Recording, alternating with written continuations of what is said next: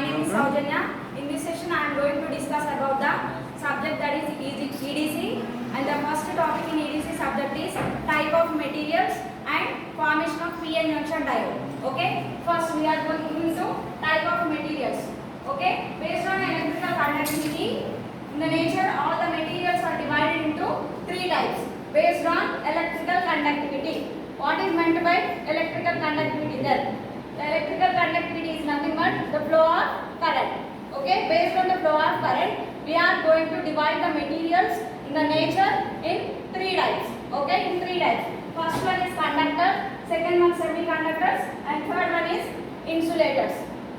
Conductors, semiconductors, and insulators. First, conductors is nothing but the materials which have high conductivity. High conductivity means the flow of current is high in that materials. Okay, here when there is high flow of current, the resistance in that material is very low. Conductivity and resistance both are inversely proportional. When there is high conductivity in one material, there is a resistance is low. Okay, and the energy band diagram of conductors are, we have two type of energy bands. First is valency band and second one is conduction band. Then what is meant by valency band? Valence band consists of low energy and the valence band associated with valence electrons. Valence band consists of low energy and it associated with valency electrons. Means the electrons in the valency band are bounded with the atomic structure. The electrons in the valency band is bounded with the atomic structure. When they are bounded with atomic structure, the electrons can't move from valency band to conduction band. If the electron has to contribute in the flow of current, the electron must be present in the conduction band. The electron must be present in the conduction band. In conductors, the valency band and conduction band both are overlap each other. There is no gap in between valency band and conduction band. Means the valence band electrons are freely moving from valence band to conduction band. Then there is a flow of current very easily. That is about conductors. Now we move to semiconductors. In semiconductors, the flow of conductivity is moderate. Means compared to conductors, semiconductors flows less amount of current. Where there is, if we take a conductor material, then the flow of current is moderate and the behavior of semiconductor lies in between conductor and insulator. The behavior of semiconductor lies between conductor and semiconductor. Now we move to energy band diagram of semiconductors. Now the valency band and conduction band have the gap in between valency band and conduction band, that is 1 electron volt. The gap in between valency band and conduction band is known as forbidden gap. The forbidden gap for semiconductors is 1 electron volts. At room temperature, the electrons in valence bands move from valency band to conduction band. At room temperature, the electrons are going to jump from valence band to conduction band. Then there is a flow of current. In semiconductors, at room temperature, the electrons from valency band, electrons in valency band can jump to conduction band. Then there is a flow of current. Semiconductors, sometimes it behaves like conductors and sometimes it behaves like insulators. Okay, next third material is insulators.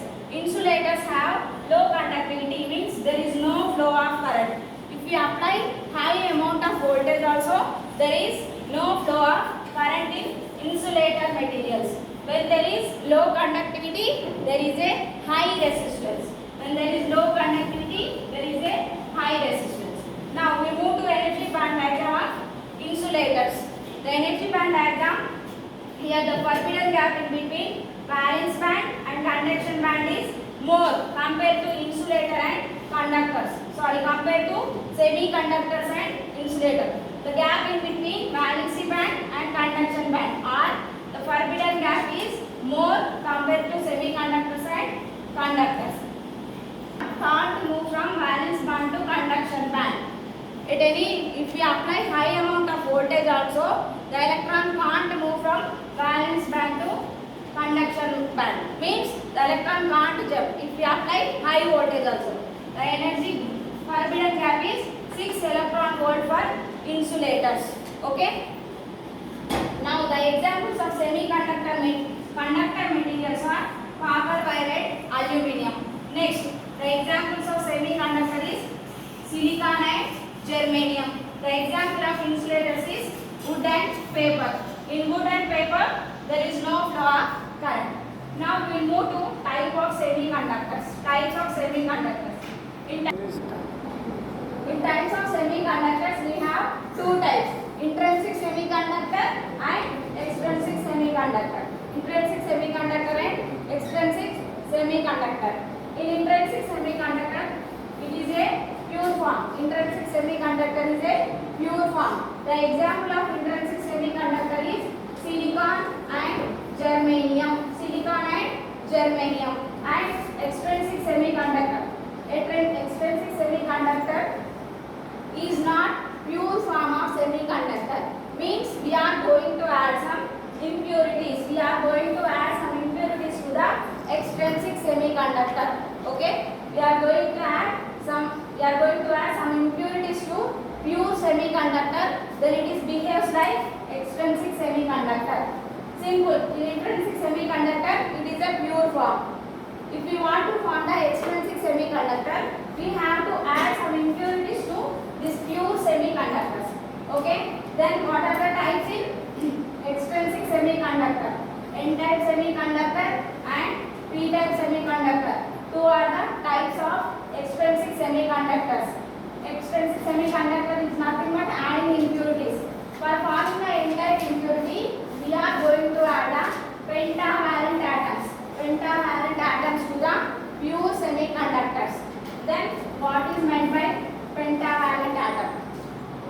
To form the N-type semiconductor, we are going to add the pentavalent atoms to the or pentavalent impurities to the pure semiconductors. Then what is meant by pentavalent impurity? Pentavalent impurity is nothing but the outermost orbit consists of 5 electrons. The outermost orbit consists of 5 electrons. Suppose I am going to take the phosphorus as example.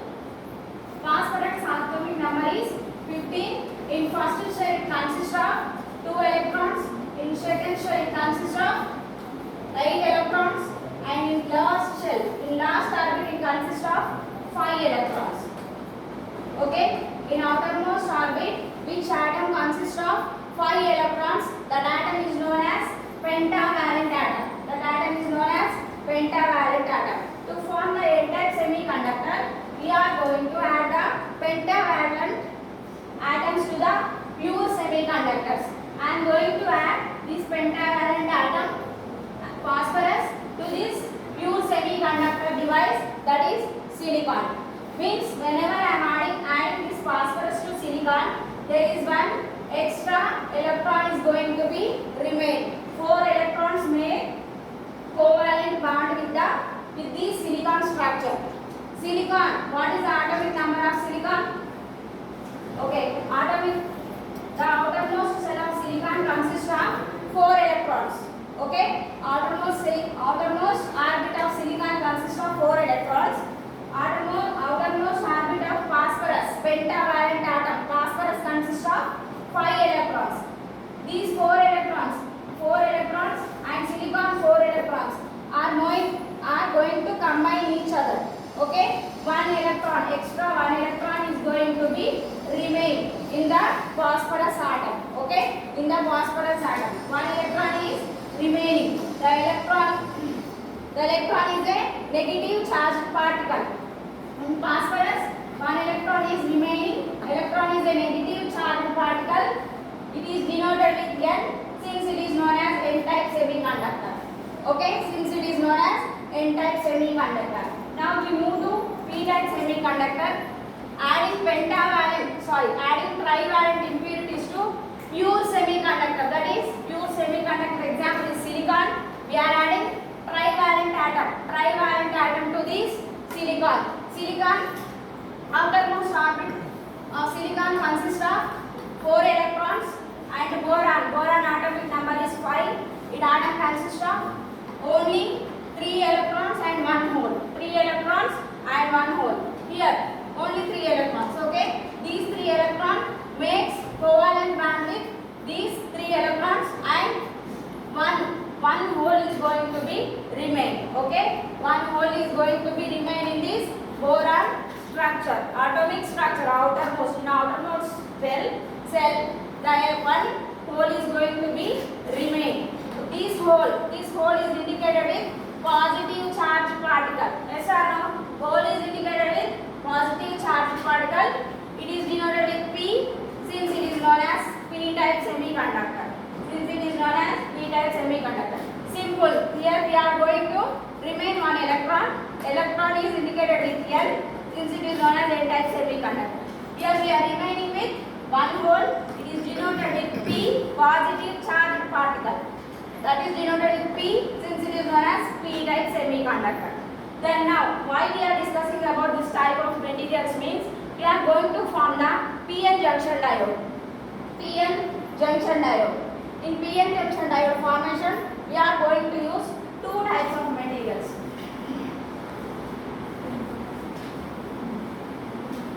We are going to use two types of materials to form the PN junction diode or simply diode. To form the PN junction diode, I am going to use two materials, that is two semiconductor materials. One is P-type semiconductor and other one is N-type semiconductor. To form the diode, I need two semiconductor materials. One is P-type semiconductor material and other one is N-type semiconductor material. Now, we talked about P-type semiconductor. In P-type semiconductor, the holes are the majority charge carriers. Holes are the majority charge carriers and electrons are the minority charge carriers. Holes are the majority charge carriers and electrons are the minority. In P-type semiconductor, holes are the majority charge carriers and electrons are the minority charge carriers. Then what is meant by majority charge carriers? Majority charge carriers means the carriers which have higher concentration. The carriers which have higher concentration we can tell as majority charge carriers. The carriers which have lower concentration we can say minority charge carriers. In P-type, holes are the majority and electrons are the minority charge carriers. And the negative acceptor ions are going to present in P-type semiconductor. The only three things: holes are the majority charge carriers, electrons are the minority charge carriers, and the negative acceptor ions. In P-type semiconductor, as earlier we saw that in boron we have remained with one hole. We have remained with one hole that has negative charge, means negative acceptor ions. This hole is going to accept the electrons. Since we are saying negative acceptor ions are there in P-type semiconductor. Now, N-type semiconductor. In N-type semiconductor, electrons are the majority charge carriers. And holes are the minority charge carriers. In N-type semiconductor, electrons are the majority and holes are the minority charge carriers, and the positively charged particles which are donor ions. N-type semiconductor is known as donor ions, means in N-type semiconductor it is ready to donate the electron to another semiconductor. And at the same time P-type is ready to accept the electron. Since it is known as acceptor ions and it is known as donor ions. Okay, next. Since here we are clear about P-type semiconductor and N-type semiconductor. Now the formation of PN junction diode means we are going to combine the P-type and N-type semiconductor together. When we combine when we combine the p-type semiconductor and n-type semiconductor, then there is a formation of p-n junction diode. Then there is a formation of p-n junction diode. Now you see this diagram. We are going to combine these two separate semiconductors into a single piece. Okay? These two, p-type semiconductor and n-type semiconductor. Here I am combining a single piece. Well, when I am combining p-type and n-type semiconductor, there is a formation of junction. There is a formation of junction. In simple words, we can join one or more points. There is a formation of junction. The same phenomena is going to apply here. We are going to combine two materials. This is a p-type material and this is n-type material. I am going to combine these two materials. When I am combining these two materials, there is a formation of p-n junction. This is nothing but p-n junction. Now, whenever we are forming the p-n junction diode, there are two processes going on. First one, diffusion process, and second one, depletion layer. Whenever we are forming the p-n junction diode, the two processes is going on. First one is diffusion process and second one is depletion layer. And what is meant by diffusion process? Whenever we are combining these two semiconductors, while combining process, here in p region holes are the majority charge carriers and n region electrons are the majority charge carriers. Whenever we are combining, due to the high concentration of electrons in n-type, some electrons will move to p region, some electrons will move to p region. Due to the higher concentration of holes in p region, the holes are going to move to n region. Okay, some electrons are going to move to p region, and some holes are going to move to n region. Whenever the electrons and holes are moving towards the junctions, means there is a recombination of electrons and holes. There is a recombination of electrons and holes. When there is a recombination of electrons and holes, there is a flow of little bit of current. Okay, there is a flow of current. Now, this is known as diffusion process. What is meant by diffusion process means the charge carriers move from higher concentration to lower concentration is known as diffusion process. Here, the holes are moving to p-type to n-type and electrons are moving from n-type to p-type. This is known as diffusion process. The first process is diffusion process, and recombination of electrons and holes is going to build some current. Then next what happens? Here you see this diagram. The electrons and holes are moving and recombining. There is a flow of current. There is a ions, immobile ions present in p-type and n-type region. Immobile ions. In p-type region, immobile ions are negative acceptor ions. Negative acceptor ions. Immobile ion means the ions can't move. Okay, stable. These are acceptor ions. Negative acceptor ions. Okay, in P region there is negative acceptor ions. In N region, positive donor ions. Positive donor ions. Positive donor ions. Okay, at the junction, the electrons and holes are moving and recombining. There is a flow of current, little bit flow of current. At that time, either the junction side, the immobile ions, negative acceptor ions, come nearer to junction, and in N region, the positive donor ions are going to come to nearer to junction. Means at the either side of junctions, negative acceptor ions and positive donor ions are going to deposit. Okay? The deposition of negative and positive, negative acceptor ions and positive donor ions is known as the region where they are depletion, means the region where they are stable. That region is known as depletion region. In depletion region only negative acceptor ions and positive donor ions is going to present. Whenever the depletion region is going to form, there is no flow of current. There is no flow of current. Okay. What we discussed in the formation of p-n junction diode, the diffusion process is going on. Later on, the diffusion layer is going to be created. This whole diagram is indicate open circuit condition. Means we are not applying any voltage to the